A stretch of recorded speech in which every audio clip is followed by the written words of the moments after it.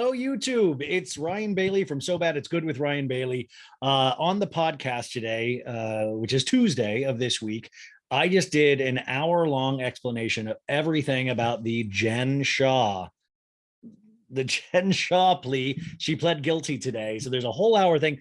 Go over and check that out on the podcast. I'm not putting that up on YouTube, but I am going to put the second half of the podcast. These are long podcasts, you guys, of our Southern Charm recap. The Babadoo, Babadee, it's easy. Our favorite Southern dummies. We're going to talk all about them. Craig, Austin, Shep. The women, do you notice, are just just insanely smarter than the men on these shows. The men are hotter, I guess, in terms of, you know what I'm saying. Anyways, I'm going to hit record on the old podcast, and then we're going to start it here. I just wanted to say hi real quick and explain what was happening, but go listen to that Jen Shaw explanation. I think it's good. I'm like a dum-dum, and I was reading law documents, the whole deal. Tom Girardi always watching over my shoulder. Okay. Folks, welcome back. Bapa do, Bapa DDD. Southern Charm recap coming at you. This past Thursday was a brand new episode 3, and we are recapping it usually on Tuesdays here on this show. So buckle in, try to shake that Jen Shaw shit right off your shoulders, because we're going to have some laughs. We're going to talk about somebody that hasn't committed any crimes, at least this season, the cast of Southern Charm. Once again, that Bapa do song, I think I want to marry it. Like, has anybody considered making an alarm out of that? Like, instead of the wah, wah, like, what if your alarm would be like bapa-doo, bapa-dee? I would get up immediately. I would sing to the birds, the whole situation. Southern Charm, it's kind of like this season so far. It's just one of those things where it's like, okay, cool. Like, there are scenes that I find hysterical. There is, it's like these boys just aren't growing up. Like, I don't have to tell you guys this. It just seems like these men can't get it together. They think they're all like these kind of the philosophizers, like they know how to, they know how the world works, but they can't commit. Like, that's like it's like a vampire, and they can't be around garlic. It's like, you think about commitment and kids, and these guys are like, what? Hold your horse. Are you out of your mind? Give me a break. I can't do this. Also, Demois does this Spotify Live Monday nights, and Patricia Altuel, Whitney's mother, she was Du's guest, and I usually don't get to listen to it, but I got an alert, so I listened to it, and I listened to the full hour-long interview. She answered a lot of fans' questions, and I got to say, Patricia Altuel was great. I mean, like, you really get the sense that the TV thing is cute for her, but remember, Patricia has real money. Like, this is only cute for her, and that's it. She's like, it's like me when I'm like, I like to watch Stranger Things sometimes. She's like, yeah, I like to do a little TV show sometimes. She got really excited talking about McDonald's. She was like, I love McDonald's. I truly do. We were joking, or she was joking about Shep, and if he was going to commit to Taylor, and she's like, I don't know. He's just a little. Also, the Whitney thing. It's so funny. It's her son, and you can tell just how much she loves him, which is, I mean, that's really better than the other thing. Like, you can just tell she hates him. Like, no, she's like, I want to say that my son does a lot. I know the show paints him as somebody that lives off his mother, but he does a lot. And he gave like a long list of production credits that Whitney has done. Because remember, Whitney is a producer on Southern Charm. So also, she talked about Michael, her long-serving manservant who had a spinal stroke, and he's in he's in a care facility. He's paralyzed. He needs help every day. And it just sucks because their camaraderie between Patricia and Michael was not only comic relief, but you sensed a real relationship. Because she was talking about that today. Because Du asked her about if she was still engaged. A lot of people don't know she was engaged, but the gentleman that she was engaged to died from cancer. And, they kept it off the show because the man was very private. But Du was asking, like, are you dating? She's like, nobody really wants to date somebody my age, like that's, and she was using the guys on her own show, like Shep, all these people are dating like 27-year-olds, 26-year-olds. And then she said, would you date somebody younger? And, listen, Sutton, Sutton, if you don't Sutton Stracke, if you don't make an honest man out of me soon, Patricia Archul is right there. I don't know. I mean, the humidity in Charleston might be a little too much for me. I'm a sweater. I think you can tell that, especially if you're watching YouTube. Which, by the way, guys, this is going to be on YouTube. The Jen Shaw portion of it will not. That's special for the podcast. But this part will be. So come join us on YouTube if you want to watch me make the funny faces about Southern Charm.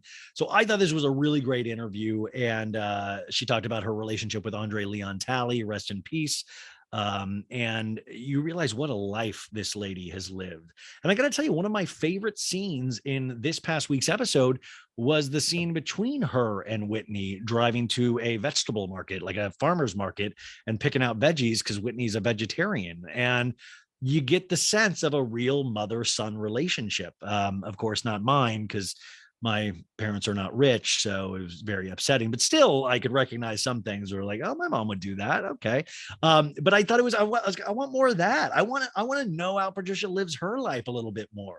She said on there, she did a scene with Whitney when they were doing the pilot or something for this. And the producers were like, you got to get your mom on this show because she's just one of those entertaining ladies. But you talk to her and you realize how many stories this lady has. And I think that's why all of these men and women on the show treat her with such reverence. She, of course, talked about Thomas Ravenel and said that Thomas, somebody had noticed they follow each other now again on Instagram. And that's amazing. And Thomas was really saying horrible things about Patricia on Twitter, actually. And I mean, really, really horrible things about her. And he said Thomas apologized and blamed it on alcohol, and hopefully, that's the say. You blame it on alcohol, but it's like Dorinda Medley. Are you gonna do something about it, or just like, well, that's that alcohol. I have to drink it. There's no choice. I hope Thomas is like sober. But anyways, it was I don't know if those things replay, but I think they do. But I would go check that out if you're fans of Patricia. I thought she was you got to give it up for people with that kind of history. And I don't know, I keep thinking about forgiveness lately. I think about it all the time, actually, because listen, I'm sure Patricia has done wild things, or especially with the South and the conversations we have about racism. And the South is notorious. I mean, those taking downs of the statues of the Confederate generals. I mean, really powerful moment from last season, I believe it was. Is that we can't change the past, but like, man, we can really try to make it a different kind of future and realize our mistakes and our behavior. And I'm not saying anything specifically with Patricia, but just even in that, how you were raised and what you were taught was right and wrong. I always think about that stuff. And sometimes these shows cannot hold the weight of those conversations because they're just so intense. And sometimes you have to be precious about them because they mean so much. And you don't want to confuse it with like Craig getting hammered with Austin. Now let's talk about race. It just doesn't make sense sometimes. So you've got to handle this so delicately. And Bravo, I thought like certain situations like the Summer House conversation they had with Maya and Sierra, I thought was really well done. Everybody was I thought that was a very interesting one after watching many conversations on Bravo where it hasn't been handled well, or it's been handled awkwardly. Because remember, these conversations, we're going to get to the funny part in a sec, I swear, not about this, but in the show. These conversations should be uncomfortable. They should be awkward. You should sometimes feel gross and icky and wanting to get out of it. Like, these are really hard conversations to even talk about. And that's the thing though, but that's part of the privilege, I would assume, of living life, is that we are responsible for sitting in that discomfort sometimes and seeing how we can push forward. And it's not a personal, we don't have to personalize it and say, well, that they're saying I'm a bad person. It's like, no, they're saying the situation was fucked up.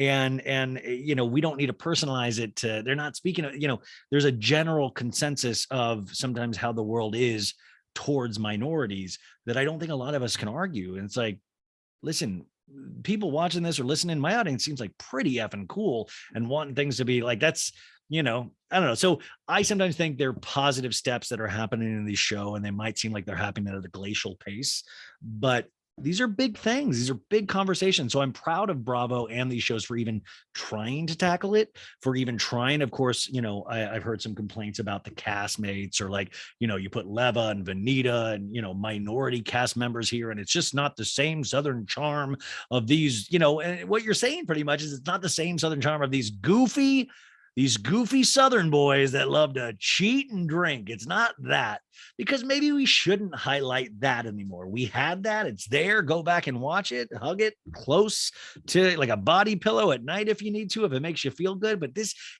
life is all about evolution, like I said. So these shows are going to evolve as well. And we want these shows, like I was talking about this in terms of Beverly Hills, and somebody left a JW Francesca, I believe your name is, left a comment about the Beverly Hills ones in regards to Kyle. They're just saying at a certain point, I don't want to celebrate these ladies. I don't want to watch these things. And I totally understand that sentiment. But it's one of those things, is that change doesn't happen overnight. And we can all agree on this. And if these shows bum you out, or it's not the show that you want, like I even talk about the podcast, if you don't like this, turn it off, follow your bliss, wait till you can come back in where it is fun and things are normal. But I imagine for the next couple of years, and the years we've just had, my God, with COVID and all that stuff, there's just going to be a lot of uncomfortable conversations sometimes, and that's going to be okay, or at least it's okay for me. I can't force my opinion on anybody else. So this episode, Babadoo, I say something really serious, and then I'm like, Babadoo, Babadee. This episode is called Barbecues, Breakups, and Betrothals. Betrothals. My God, I hate. I'm a Southern charm. I write the titles for Southern Charm. Look how smart I am. I used betrothal, or however the F you pronounce that. My God, what another way to make me feel stupid, Bravo. I mean, listen, the alliteration is there. Barbecue, breakups, but then betrothals? It just sounds horrible. So anyways, we use the title as a guessing game to let us know what we're going to see on these shows. And of course, barbecues, we're going to see a barbecue, right? That's what I think. And then the second one, what was it? It was breakups. So we're going to see somebody break up. Who could it be? Who goes out on this show? Well, you got Shep and Taylor, you got Craig and Paige, you got Austin and his hand, and you got Catherine and Kleb, or Caleb, or Chubbs, or whatever we're calling them. Once again, just to catch you up, I'm very frustrated, and have been since the first episode. Catherine's boyfriend is named Caleb. I guess that's how you pronounce it, but they spell it Chleb. Kleb. And we're supposed to say Caleb? The show's going to have to deal with that at some point. If, by the way, if Caleb's at the reunion, I hope the first question from Andy is, what's up with your name? Like, serious, what's going on? This isn't right. Like, it's very confusing to the Bravo audience. So the show description on cable says, the boys have a barbecue, and while the grill gets hot, the drama does too. That's horrible. While the grill gets hot, don't worry, folks. The grill isn't the only hot thing. The drama is too. It says Craig looks to Paige for advice on how to mend his friendship with Austin. Oh, geez. But Austin's got bigger fish to fry. Austin's got bigger fish. And then in my dumb head, I was like, oh, we're going to see a fish fry. Like, there's like a big fish, we're having a fish fry. We're going to have a fish cookout or something like that. Like a fish fry. One of this episode takes place at a fish fry. It's a 47-minute fish fry. So that is that's the description. We start off always, because Bravo thinks we're idiots, with previously on Southern Charm, and we get Taylor going, hey, by the way, to Shep's cousin, she's like, hey, I'm not on birth control, by the way. And the cousin's like, well, it's 1 or 2 times, you're not careful. Shep might have to be a dad, and he's just a regular bozo right now. And then we have that scene with Catherine and Kleb, Chubbs, Caleb, where Caleb goes, yo, Catherine, you don't like a lot of people, and that's not how I roll, which I thought was a really salient point last week. And I pointed that out, is that you can dislike Caleb, even though I think he's rather charming and kind of makes sense to me. And I like Catherine too. She's been through a lot, but Catherine really was off the rails at her birthday party. She just was at the 30th birthday party. And also, listen, we all are very different. We're not the same. It's what makes us great, but also very frustrating at the same time when you're dealing with other people you're in a relationship with. And he's literally saying something that I find very true is that Catherine doesn't like a lot of people, and she has good reason not to. She's been abused a lot by people. And Caleb goes, but that's not how I roll. I love everybody. Then we cut to Olivia, the new castmate that's kind of dating Austin, defending Catherine at that birthday at the at the party at Naomi's. And there, all the girls were shit talking Catherine, and Olivia's like, "Yo, that's not exactly what happened, Naomi. You didn't want to be there at that party." And Benita's like, "What? What are you? You're coming in here and not agreeing with Naomi?" And she's like, Olivia's like, "Calm down." Benita's like, "Don't tell me to calm down." Then we go to a scene where Naomi's talking to Craig and saying Austin was stuck on the fact that that I hooked up with Craig when he was with Paige. He's telling Craig this. So Austin was stuck on the fact that I hooked up with you when you have been with Paige. And then we get that scene from the first episode between the boys outside when Craig admits that he slept with Paige, and Austin is like, "You're a good liar, man. You didn't tell me that, man. You didn't tell me that." Like, Austin, listen, Austin is in love with Craig. Like, I have not seen it this clearly before, but I'm not like this dude loves him, and I get it. And I don't necessarily mean sexual love. I'm not making a gay joke. I don't give a fuck like that. But I'm saying there is a deep man love here, and man love is very bad. I've had man love before. I've had like where I've loved. I've had like love for my male friend, where you're just enamored with your male friend. It's not like sexual, but you're just like, oh, I love hanging. You make me feel good when we hang out. You know what I'm saying? Man love. Man love, man love. But you can tell Austin's all butthurt because this dude went and got a girlfriend. That's all he did. Got a girlfriend. I don't love to stand up for Craig Conover, but like that's all he did was go and find somebody that he wants to hang out with. And Austin's like, "What? I thought we'd live together forever." There's like a big stepbrothers of like, did we just become best friends? We're gonna have bunk beds for the rest of our life, Craig. You want to fight with samurai swords?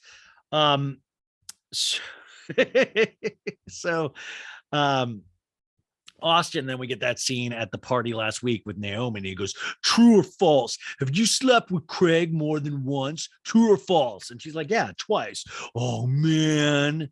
And then we see that scene with Craig to John Pringle. With Pringle, by the way, the use of John Pringle in this show is hysterical. We'll get more into that in a sec. Where Craig tells Pringle, "I don't trust him anymore. I don't tell him secrets." And Pringle's like, "All cornerstones of a good relationship," which I love.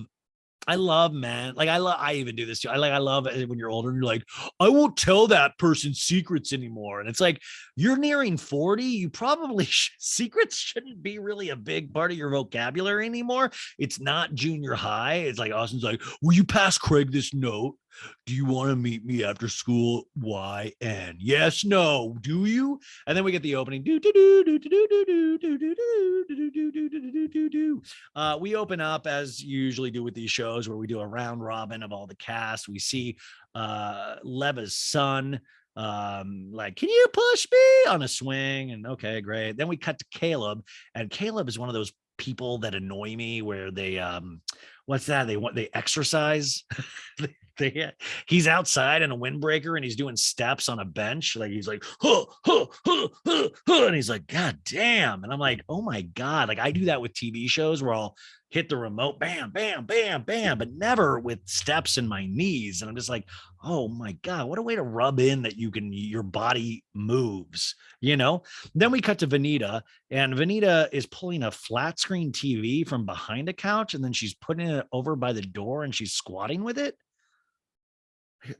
We never get any explanation from this stuff. Like I understand Leva's son wants to be in a swing. Caleb likes to exercise, but we get to Vanita's pulling a flat screen from behind a couch. Like why is the flat screen there? Like, don't just do it. Like, listen, I know audiences just don't even like, they're like, oh, they're going about their lives. But for me, these shows are my living. And I watch this and go, wait, what's the deal with the TV behind the couch? Why are we, what's going on with the TV? Could we, by the way, I should interview Benita and go, okay, the one question that keeps coming up, What's with the flat screen TV? You had a 3-second scene where you pulled it from behind a couch, and I'm just so interested. The world needs to know, Benita, what are you hiding behind that couch? Just a flat screen, or are there other things? So we cut to Austin then. He's in his bed and his alarm goes off, which, by the way, if you use my idea, the alarm would be bapa doo, bapa dee ee. And he's like, he gets his alarm. He's like, he shuts it off and he rolls over. We're getting more sleep. I don't have a job. Trop pop. I do find the Austin little brief 3-second scene in the bed odd because they shoot it from 3 different camera angles. So I'm like, if we're supposed to believe in the reality of this, right? So like the night before, the crew's like, "Hey, we want to shoot with you waking up tomorrow." And he's like, "Okay, I'll leave the door unlocked. Surprise me," because it's supposed to be real, right? So then they go up and he's sleeping, and the camera's like, "Let's get a shot." But then they do 3 different angles. So either there's 3 different cameras in there and they're shooting this all at once, or it's one cameraman and he gets a shot from one angle, stops, goes over to the other angle, shoots, stops, goes over to the other angle, shoots, stops. And the whole time, Austin's supposed to just be laying there. He's like, "Is it okay to open my eyes? What's going on?" Then we cut to boats, water, picnic tables, and we see Shep Rose. He gets out of his car and he's like, "You ready to go, Pally?" to little Craig, his dog. We're at this place outside where they serve beers, and Shep's like, "Give me a local gold blonde. I like blondes." Little joke about blonde women. John Pringle comes in. And I do what I wanted to say about John Pringle is that if you notice in the first 3 episodes, John Pringle, and I don't know if this will hold up for the entire season, has not been entrusted with anything nearing a storyline.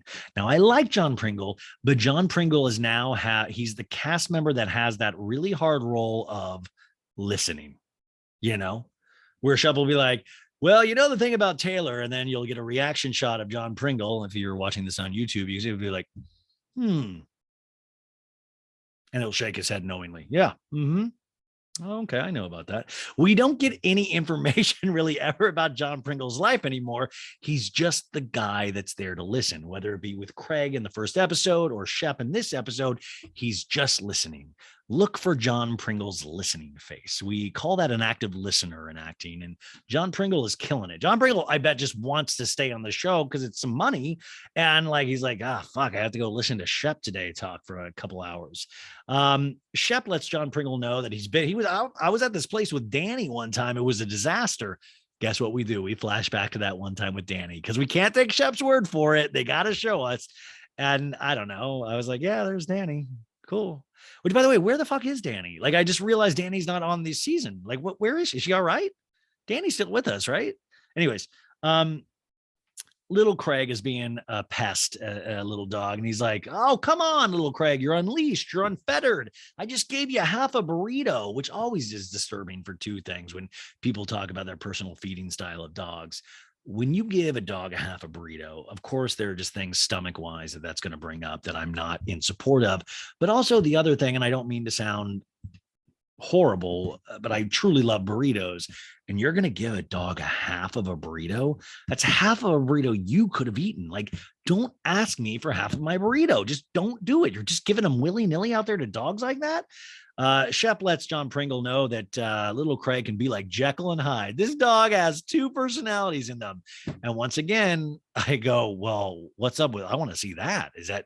Are you being serious, Shep? Is this does your dog turn into a monster? Like, is this something we got to worry about? Like a real Jekyll and Hyde, or is it just you just trying to be funny? So Pringle goes, "Oh, Jekyll and Hyde, like Craig and Austin." Shep's like, We cut to Craig driving. He calls Paige on a cell phone, a cellular phone. And she's like, "Hey, babe." And he's like, "Oh my God. Do you miss me? Do you love me?" And she's like, "You're the cutest human ever. I was just telling somebody that I love you. There's no reason to not love you." And Craig, hearing that, goes, "Okay, I want to hug you." I love when people are like, just a flat out compliment about themselves. And they're like, "I want to hug you." You make me, when you say good things about me, it makes me want to touch you. Craig's like, "Hey, babe, I need your shoulder. I need your ears." I can't figure out this Austin situation. I'm trying to figure out, he's trying to figure out this whole time that I did something wrong, saying that the Naomi thing overlapped with Paige. We get a flashback of Naomi telling Craig about Austin doing this last episode. And Paige goes, first off, that is so mean to say to any girl what Austin said to her, which Austin was just like, Craig told me you were just not even somebody he would consider being with. It's just like a fun sex thing, which is another thing. Is like, once again, I want to point out how weird it is that Paige is in this position now of being the cool girl of like, this is her boyfriend that she's talking about in terms of him having sex with somebody else. And we've completely forgotten about the sex part, but we managed to now just talk about Austin and how bad he is. Like, that's the part we're focusing on. And every time it just super confuses me because I'm like, how did we like, also like, isn't there a world in which Paige would be like, you know what? Totally appreciate this. I'm fully in support of you and I love you, but I do not want to talk about any scenario where you're having sex with somebody else and how that has made you have a fight with your best friend. So Craig is like, that is mean to say to any girl, and someone who said they're my best friend that wants to be my best friend. And Paige's like, he's not your best friend. He's not, I mean, other best friends.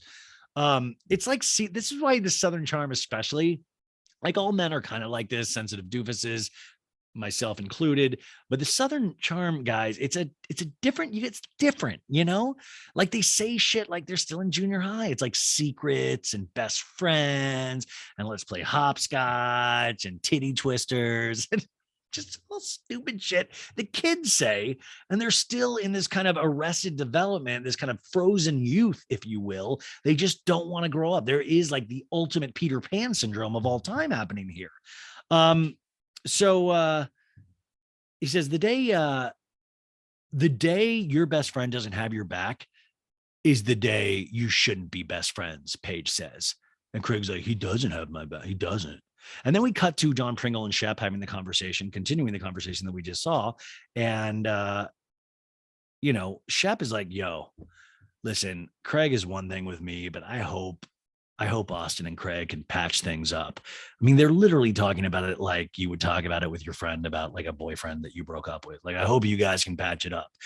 Pringle says, yeah, man, I love that. Let's try to patch that up. And Shep's like, let's do a barbecue at my place. And Pringle's like, yeah, let's get the band back together. In Pringle's head, he's like, oh, I'm just going to have to sit there and listen and be on camera again. We cut to Paige back and having that conversation with Craig. And she's like, babe, there's like, this is the way to resolve it. You just got to put all your cards on the table, which is like the most kind of general advice. It's true. But Craig hearing this is like, oh man, he's like, I'm not good at that, man. I'm not good at putting the cards on the table. And Paige is like, babe, you're going to feel so much better when you do. And then Craig's like, thank you, baby. And I'm like, thank you, babies. And Paige is like, okay, call me later.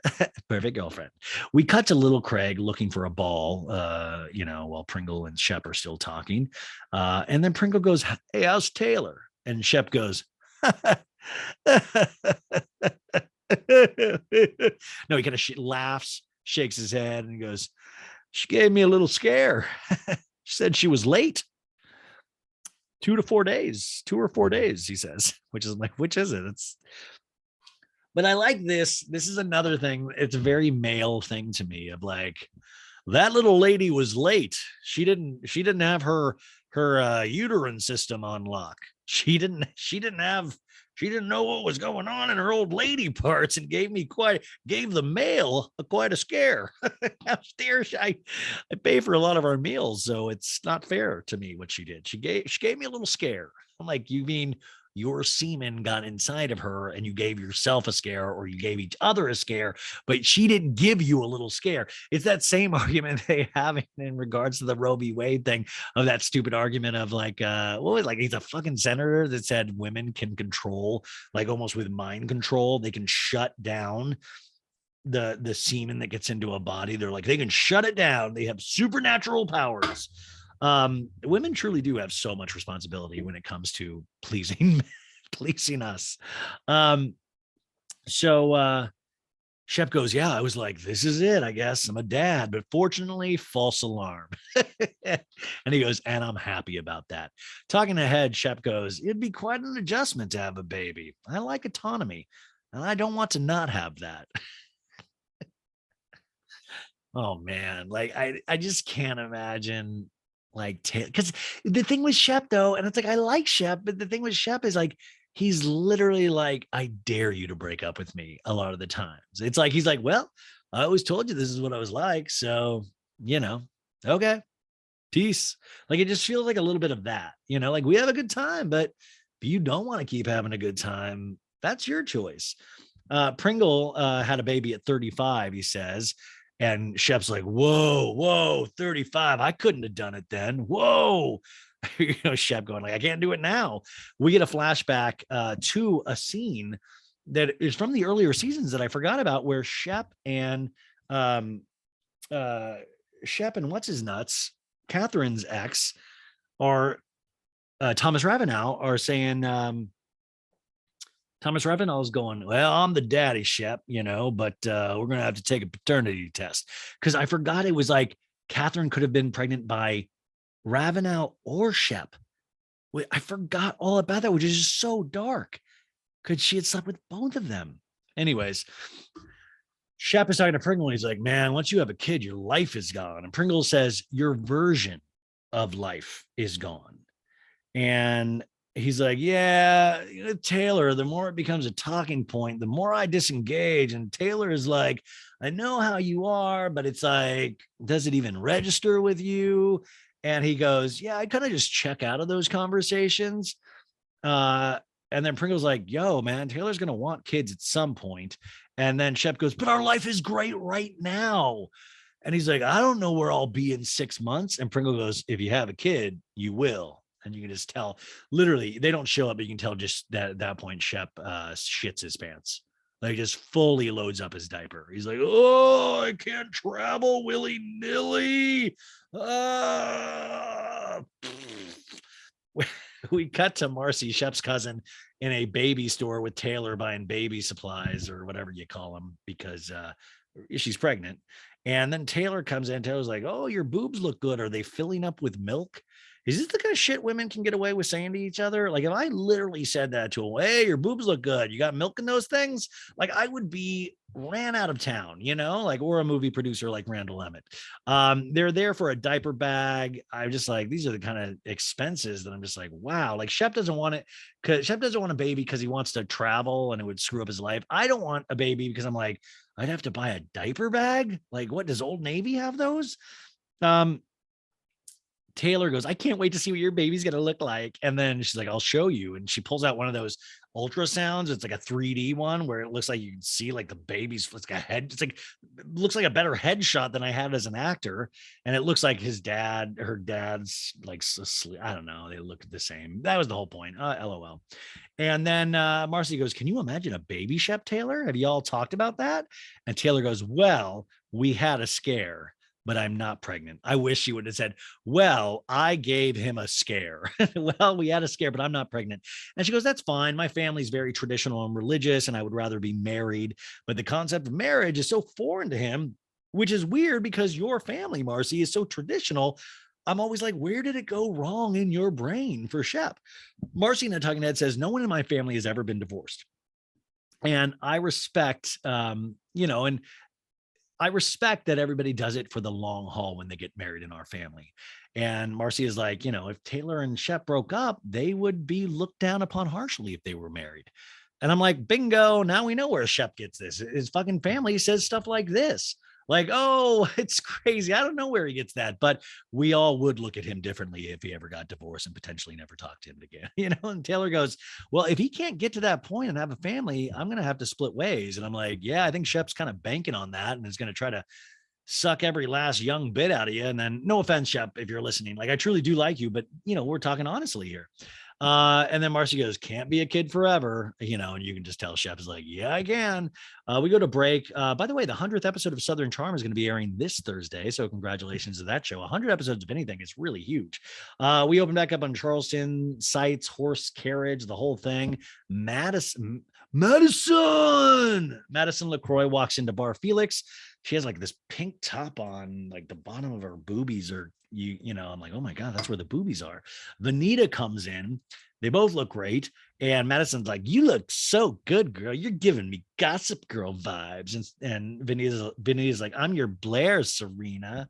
I'm your, I don't know, Gossip Girl stuff. They order food.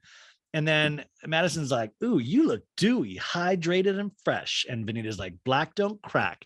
And they both have Libra birthdays. And Madison is celebrating hers all month long, the birthday month kind of girl. And they, that whole trope in reality shows where Madison's like, my client has a house and said we can have it. Do you want to throw a party together? And Venita's like, let's do a joint party. These setup little scene things are always hysterical. I just always love the awkwardness in which they have to bring up that conversation. So we agree to do that. Okay. And then it's like, what's new? And then Madison goes, what's not new? I'm in love. And Venita says, I couldn't have prayed for a better man for you. And we see pictures of Madison's dude, good looking dude. And of course, we hear Madison go, I was out in Scottsdale at a bachelorette party. And I was like, okay, that's all I need to know. Scottsdale, Arizona. And she said, we made eye contact at the bar and I fell in love immediately. You know what? Like, I don't think anybody's ever looked at me from across a bar, or even when I got married across the wedding aisle. Like, I don't think anybody's ever looked at me and been like, whoa, I'm in love. Like, I'm in love immediately. Like, it's always like, I eventually got there. I got there. Yeah. But like, this dude's that good looking where he's like, and that's Madison, who's super hot too. And she was like, I'm in love immediately. I'm like, whoa, that's gotta be cool, And Venita's like, he's all about you, girl. And Madison goes, BDE, baby. And Venita's like, what? And she's like, big dick energy. Venita, where you been? What are you talking about? And Venita's like, hey, I'm just so hyper focused on my career. I don't really date. I can't have someone in my space. I'm always like, get out.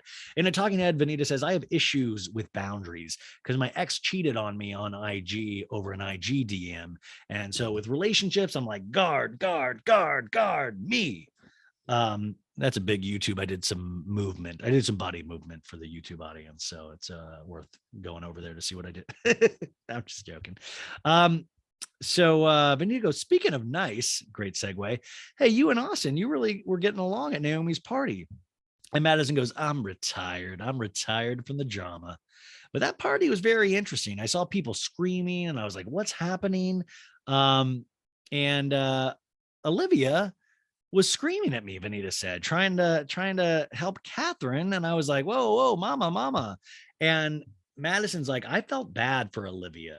She was getting attacked by Madison and it just caught me off guard. And you were kind of participating. And Venita's like, well, I like to come in and fix things. And Madison's like, yo, Naomi speaks 5 different languages. She can figure things out for herself, which is a really actually good point. So Venita goes, yeah, I'm sorry for how I said what I said, but I don't know how to address things when I feel them, which is a normal issue.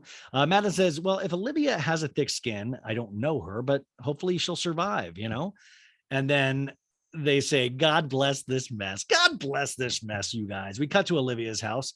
Remember, she's living with her parents. The mom is pouring some afternoon wine and making a little snack plate for Olivia. And Olivia's like, I can get used to this. By the way, Olivia's wearing a Gucci shirt. I was not aware. I was like, what is that? Like Gucci, that's like a good brand. I was like, is that $50? That's gotta be like a $50 shirt. Old Navy shirts you can get from $8, you guys. The same color red that she's wearing, but it has this Gucci logo. I look it up. It is like $600 for that t-shirt. It's a t-shirt. And then I was like, is it electronic? Does it like an MP3 player as well? It's a Gucci shirt, $600. My voice gets all hot. I'm Scott Disick. I'm like, what? $600? Are you kidding me? So Olivia's like, is it too early for wine? And the mom's like, don't tell dad. We find out that yesterday was the parents' 35-year wedding anniversary. And the mom's like, what you need to be looking for is the qualities you see in your dad. That's what you should be looking for. And we find out that these two guys, they're still lovebirds. It was a cohesive fit for them, and they've never grown out of the honeymoon phase, which I love, man. So the mom says, how's Austin? And she's like, well, I don't know. He wants to come over and watch a movie, Netflix and chill. And the mom's like, no. And I'm like, you're right, mom. No. Like, can you imagine, hey, can I come over? We can watch Stranger Things. I can get a boner in my khakis and try to inch it towards you on the ground at your parents' living room. Um, so Olivia's like, I think he's got to put in more effort. I'm not dating just to date at this point. We're in this kind of feeling things out place. I want him to pick me up from the airport without me asking. Like if he's getting Postmates, I probably don't want anything, but please ask. I mean, we shouldn't be Ubering. Come pick me up, which, dude, I get that, man. So says Olivia also says the conversation could have gone a bit better with the girls at Naomi's party. They started talking and I was like, oh, no, exit stage left, get out of Dodge, girl. This, I'm sure it can be squashed with the other ladies, but I don't think it's going to be an ongoing issue. And I'm like, welcome to Bravo. It probably will be an ongoing issue. We love to drag these things out forever. Just ask Lucy Applejuice. So Olivia says, well, I'd rather say too little than say too much. I'm not done with them. I was just thrown off by it. And I'm like, oh my God, what is that? What is that strange feeling? Oh, that's maturity. I'm like, what are you exhibiting there, Olivia? Is that maturity? My God, congratulations. What is it like to be one of the only people with maturity on this show? LOL. We cut to Patricia and Whitney.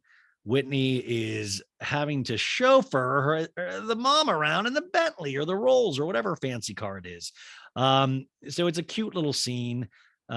She goes, put your seatbelt on. He goes, put your seatbelt on. It's going to be a bumpy ride. And then the mom's like, Lauren Bacall said that. Or no, he goes, who said that? Lauren Bacall. And she's like, no, it was Betty Davis. And then he's like, I'll bet you $1,000. He's like, you're on. Lauren Bacall, Betty Davis. Blah, blah, blah, blah. And then we do a flashback to 8 years ago when Miss Patricia says, to quote Betty Davis, what a dump, when looking at Whitney's huge loft that he had moved into. Anyways, Whitney turns out he's wrong. He goes, all right, you check. And she goes, I want cash. And then Whitney goes, I feel like I'm driving Miss Daisy, which for all you kids out there was a movie from the 1980s with Morgan Freeman and Jessica Tandy. She won the Oscar for it. Great movie. And Patricia's like, good, I want you to feel that way, Whitney. And so then they talk about Michael. They're like that they both miss Michael. And Whitney then talks about the unexpected death of his dad. And we see a picture of Lon and Whitney, Miss Patricia's ex. And, he died in like 2 weeks. Once he found out leukemia, he died 2 weeks after that. They were married for 15 years and they got divorced because she says, he needed a corporate wife. I was busy. I was selling pieces to museums, but we always remained friends, she says. And we see pictures of Patricia back in the day, and man, foxy lady. When I say foxy lady. So she says he was a fabulous man. He was attractive in every way. And this is what I said. I want more of this. I want more of these stories. I like this. It gives me a clearer picture of who Patricia is. So now we are at the farmer's market shopping for veggies. And she goes, Whitney, the domestic arts escape me. She goes, Whitney's a vegan. It's hard to make veggies exciting. And then she's like, Whitney, there's lima beans over here. You guys, lima beans, I fucking hated with a passion when I was a kid. I think I remember crying once when I was like, and it was like big canned lima beans, not even fresh ones. Kids don't know what the difference is at the time, but I just remember going, these are disgusting. Why? Like, what the hell is going on? Like, are we not doing well here at this house? We're eating lima beans. And then Patricia's like, do I want another cauliflower steak? No. We get a flashback to McDonald's with Michael when Michael would drive her to the drive-thru. And she's like, I miss Michael and I want bacon. Which, bacon is having quite a moment on Bravo between Phaedra's like, I love me some bacon on Ultimate Girls Trip. Bacon really has been brought up a lot lately. So then they're back in the Rolls Royce or Bentley, and she's like, oh, let's pop the champagne. And she's like, ooh, it's warm. And Whitney's like, God forbid you have warm champagne. And I guess there's like, on the Dumois interview I listened to, I think she had a cooling machine back there for champagne. So you could like sit in the car and enjoy, which is just the height of class. Like usually I'm enjoying champagne while I'm driving. And it's like, usually it's like $2 Chuck champagne. We cut to Craig in a car calling Austin. And this is like the typical bro way to start a call. What's up, dude? And Austin's like, what's up? He's like that little, what's up? What's going on? Like trying to be tough, but you can tell he's like, I miss you so much, dude. Craig's like, just running some errands, wanted to see what you're doing. And he goes, well, to be honest, I'm just finished eating a sandwich on Pitt Street. And then Craig's like, I just wanted to see if you wanted to meet up. And he goes, yeah, sounds good. And then Craig's like, okay, meet me at Fifth Street Bridge. And I'm like, Jesus, man, we're meeting at discrete locations. Meet me at the bridge. Like, why don't we just go meet at a screening of The Notebook? Whoa. So we cut to Craig parking. I just see a mucky lagoon. I don't know. It's just like, Austin's sitting there on a bench, like a dumber Forrest Gump. And Craig walks up. He's in a nice outfit. And Austin's like, where are you coming from? And Craig goes, errands. And he goes, you look snazzy, which is just like, you look beautiful, And Craig goes, man, it's really cool out here. And I was like, is it? It looks like a swamp. And Craig goes, I was kind of bummed here. I just feel disconnected. And Austin's like, I'm not sure, like you're pushing me away from you and I'm not sure why.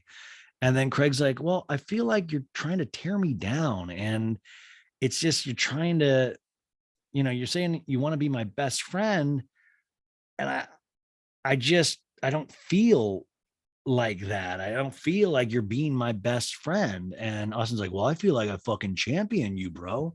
And, so then Craig goes, well, Austin, Naomi's saying you're inquiring about the timeline of our hooking up. Why would you do that? And Austin's like, Joe, dude, I don't care if you slept with Naomi 100 times. I don't care. But you didn't tell me. I felt like an outsider. Made me look stupid. And I'm like, Austin, you know what else makes you look stupid? All the shit you did on Summer House that Craig wasn't even involved in. Like, and then that one time when you were at the fish show on New Year's, and then Lindsay was like, you said you loved me that night. And then we found out he wasn't even at a live concert. He was watching it online. That was like, that made you look stupid. And then a lot of others. I could go on and on, but so Craig goes, oh yeah, like I understand that. But if I cheated on Paige, what would you do with that info? Which I love, which is kind of a leading, like, what I basically want to know is if I cheat on Paige, will you shut your mouth? And Austin's like, yeah, I should never put my nose in that business. I just shouldn't. And Craig's like, I just feel like there's an underlying hate, and it's like, I don't want that there. And then Austin's like, well, I feel like you've been shitty to me sometimes. Like you use our friendship when it's convenient. And Craig's like, when have I been a bad friend to you? And he's like, well, when, during COVID, we were like hanging out so much. And then we get a flashback to them living together and they're partying every day and they're doing Instagram lives and they're making each other laugh. It's like the heyday of their bromanship. And like, listen, we all had a great time during COVID. I'm not arguing that, but it's different now. We're outside, we're meeting new people. And then Austin's like, when you had a girlfriend, man, when you find a girlfriend, you just bail. And a talking head, he's like, Craig and I aren't really dating. But the longest relationship, Austin goes, Craig and I aren't really dating, but he is the longest relationship I've had ever. And then he kind of gives this cough, like he's trying to cover up a little cry, like, it's just really weird because you're just like, dude, I feel, you feel bad for Austin, but you're also like, dude, he got a girlfriend, man. Like, it's going to be okay. Austin's in his 30s. Like, what's going on here? So Craig's like, yo, it doesn't have to stay toxic. I'm always willing to improve and rekindle this friendship. Just try not to do anything to sabotage my relationship. Be nice and kind and continue moving forward. And Austin's like, yeah, that's positive. And if you look closely, which I did, Austin pops a boner at this point. So then Craig goes, let's hug. And Austin's like, I don't think we've ever hugged. I was like, I love that men are still so threatened with a hug. I was like, fucking hug me, dude. Hug me, dude. Dude, hug me. Austin, come here, hug me, dude. So now we're in a new scene where it's raining. Catherine's driving, which I'm always like, should we encourage Catherine to be talking on a phone while she's driving in the rain? She goes, she calls Debbie, Chubbs's mom, Caleb's mom, and Debbie's making collard greens, stuffing, Cornish hens, rice, the whole deal. And she's like, Catherine brings a maternal energy to my life, which is always great. Okay, so Catherine is talking to Caleb's mom and loves the maternal energy she brings into her life because she lost her mom, and it's nice to bond with her boyfriend's mom. But Catherine busts out Caleb to the mom and says, your son left and I haven't seen him in like 5 days. And she said, the fight is over nothing, but it really hits away at my abandonment issues, which I totally can respect. But the fight wasn't over nothing. The fight, Catherine kind of was being horrible at her birthday party. I really, truly do believe that. So she says, I don't know if we're growing towards the same thing. He's not making the effort that I want him to. And the mom's like, let me tell you something. He really does care. He really does. He said, I'm trying to be there for. And Catherine's like, well, I would love to have a conversation. And the mom's like, maybe as a peace offering, why don't you make dinner and light candles? And Catherine's like, okay, love you. Bye. And then and then Catherine's just talking to herself out loud. We cut to next day. It says lively jazz music. We're at Shep's house, and Shep's like, this is going to be a fun afternoon. And there's a barbecue master there, and he's like, okay, we're going to make this. And we're going to make the tuna, and we're going to get the tuna out. And Austin comes in, and he brought collard greens. So Shep gets the tuna out of his fridge and he's like, oh man, this has been sitting in my fridge for 5 days. Shep smells it. He's like, ooh, oh man, this is a little funky. You know what? Let's jettison the remainder of the tuna. And by the way, I will say that is, as a man, that's growing up, because men will do 5 day old tuna, myself included, and be like, you know what? I could grill the funk off of this. I could cook the funk out of this. And that usually can't. So this is real growth for Shep. Pringle comes in and, he's like, Pringle's there, Craig's there, and Austin's like, Caleb sounded like he had a little story to tell. I guess we'll get the scoop when he gets here. Pringle brought hamburgeries and hot doggies, he says. They're going outside to set the grill up. Caleb comes in and he's in a Nirvana shirt. And I'm like, Caleb, what's your favorite Nirvana song? It's like when Kourtney Kardashian wears Megadeth shirts. Like, listen, I could be wrong. Caleb could be the biggest Kurt Cobain fan there is. I'm just betting that he isn't, because he's super good looking. Caleb brought potato salad from Publix. By the way, I was in a Publix Thanksgiving commercial. God, it's probably like 13 years ago, where it's like a family, and I was like the son. So Austin goes, dude, Caleb, I haven't seen you since Catherine's thing. And Caleb's like, yeah, I'm laying low, keeping my head clear. And Austin goes, okay. You can tell these guys, I don't think really know Caleb, because Austin's like, whatever, dude. Craig's there. Craig bought a bottle of rum, and Craig's like, I'm going to go make a drink. And then he goes in and Shep's there and he's like, dude, Shep, I got to tell you something. I think Madison's getting engaged and she's going to announce it on Amazon Live at 2 p.m. Well, it's just a lot of information for a sentence. Like, okay, Madison's getting engaged. I'm with you there. And then he's like, she's going to announce it on Amazon Live at 2 p.m. That's a lot of information. First off, wow, any ex getting engaged, huge news. But to do it on Amazon Live at 2 p.m., like, it's like, we've all been there, folks, where your ex goes on Amazon Live. Austin doesn't know yet. So Craig's like, oh man, I don't know. And Pringle's hearing over this too. And Craig's like, yeah, man, Pringle, I think Madison's getting engaged. And Craig says, I want to make sure I'm not making this up, though. I don't want to give him false information. And Pringle's like, he'll be all right. And Craig goes, no, I think he might cry and walk out. Craig goes, I think he's in denial. He always thinks they'll get back together. We cut to a commercial break, come back, Shep's house. We see Shep's like, yo, you brought huge hot dogs. And Craig goes, yeah, you have some impressive meat. Anytime you get guys around a barbecue, they're going to make a dick joke about me. You got some impressive meat right there. Austin's like, I miss your meat so bad, Craig. Oh, stop. I'm a child. And then Craig goes, it looks like he's going to put the hot dog in the bun. And he's like, it's a line from Grumpy Old Men. I'm like, oh man, that's wild. Shep says, by the way, you guys, Taylor and I had a little thing, and she was late. And, I don't want to have a kid, but we don't use protection. I love sentences like that have all the information in it that you need. You're like, we don't want to have a kid, but I don't want to pull out either. Caleb goes, I don't, in a talking head, he goes, I don't know why they don't use protection. And then he goes, I guess because it feels good. Yeah, man. It's probably why.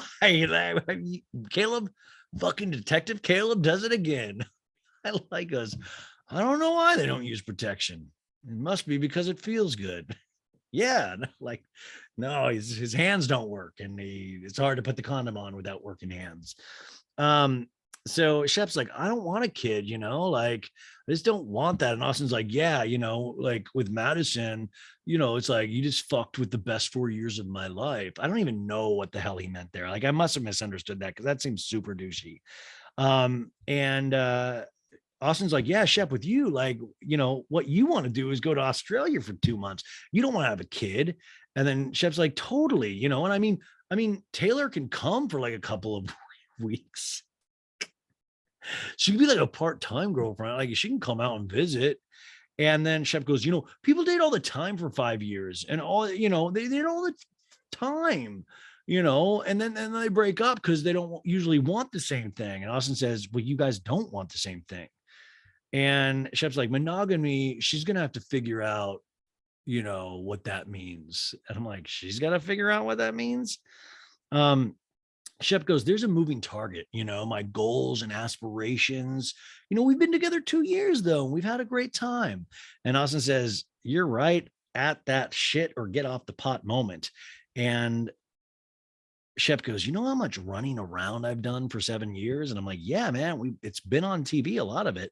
He goes, you know what Taylor wants? Austin says, and he says this in a talking head where he's like, you got to see this talking head because the makeup in it, like his eyes are way too white.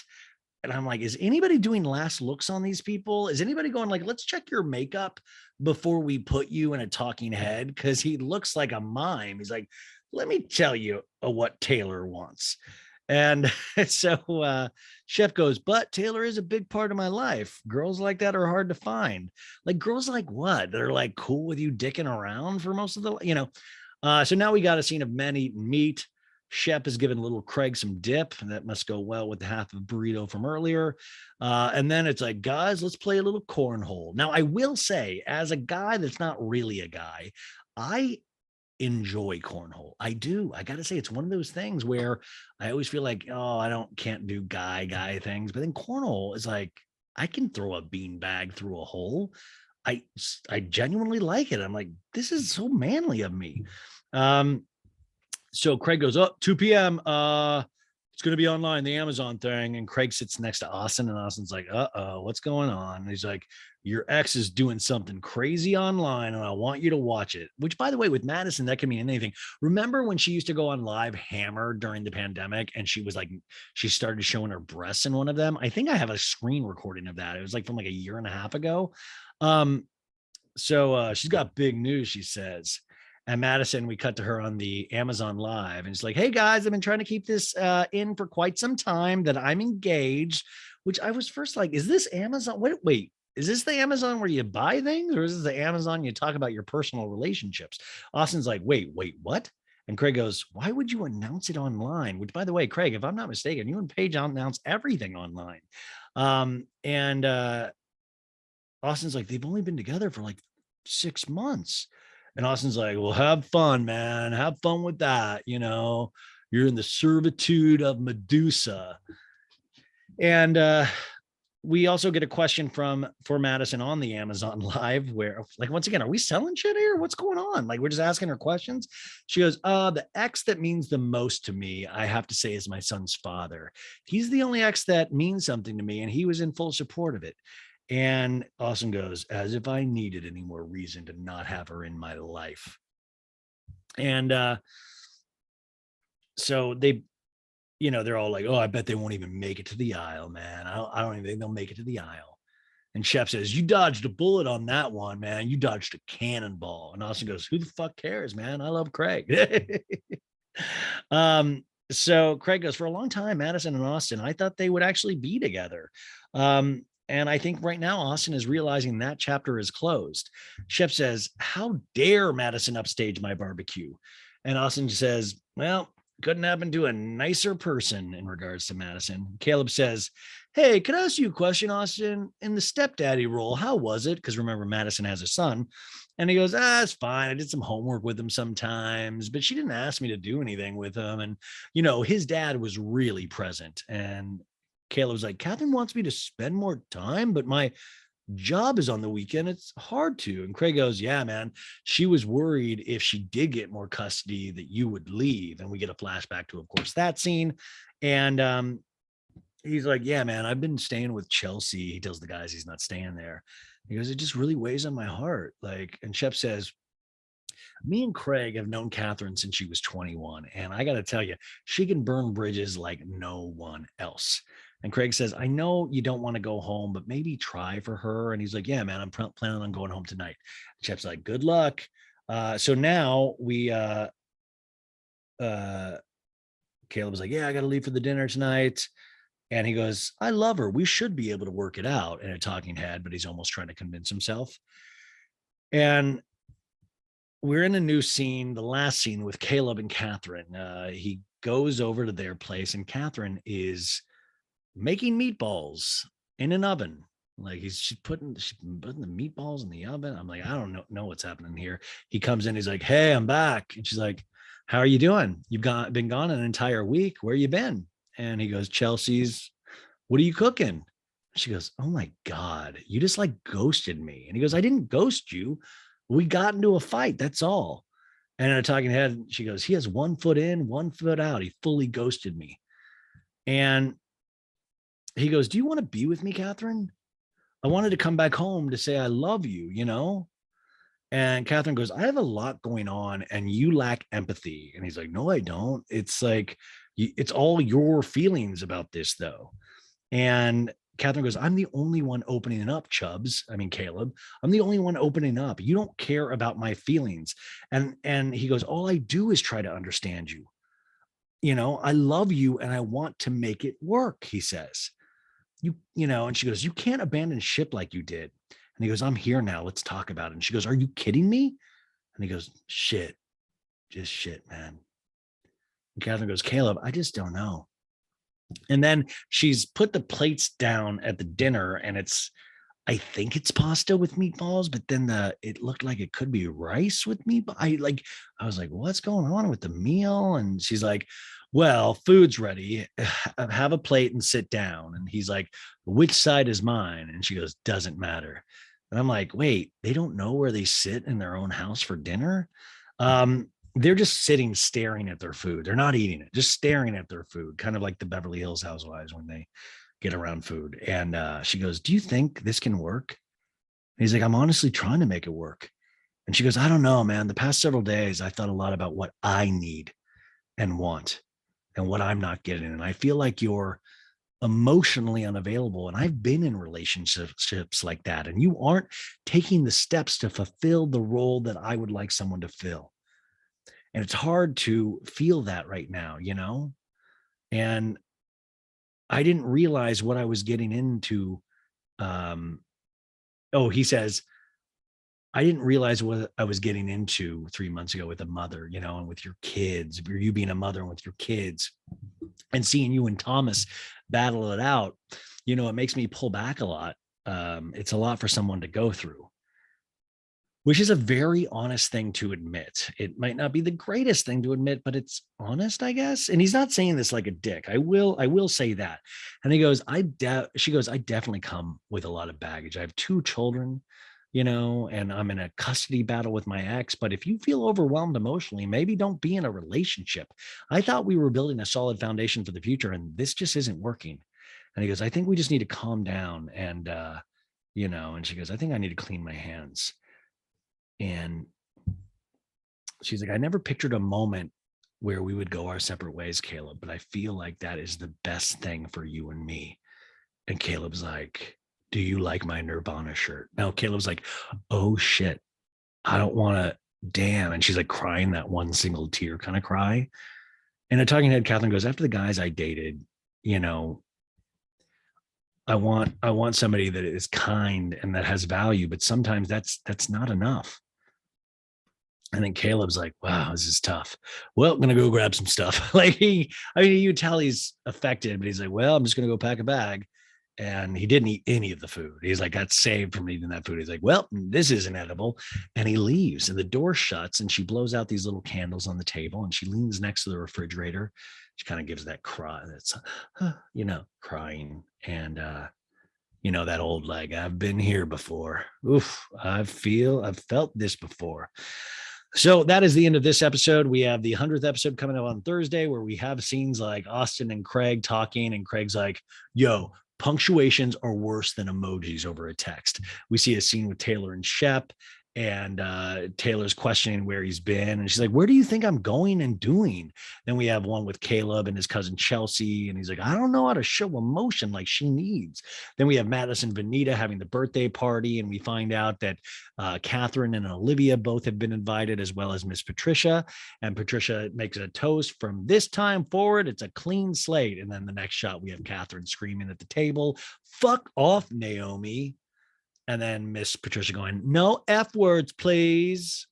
And that is Southern Charm, you guys. What a supersized episode. I hope you enjoyed it. I sure enjoyed talking to you. Thanks for always being here and thinking.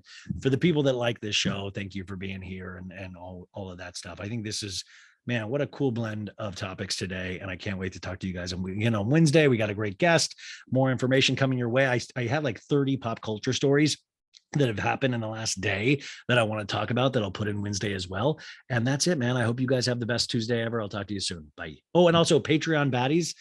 I'm going to do the Ultimate Girls Trip in the morning. It's midnight right now and I need to get sleep. This was a bear of a show. Okay. Bye guys.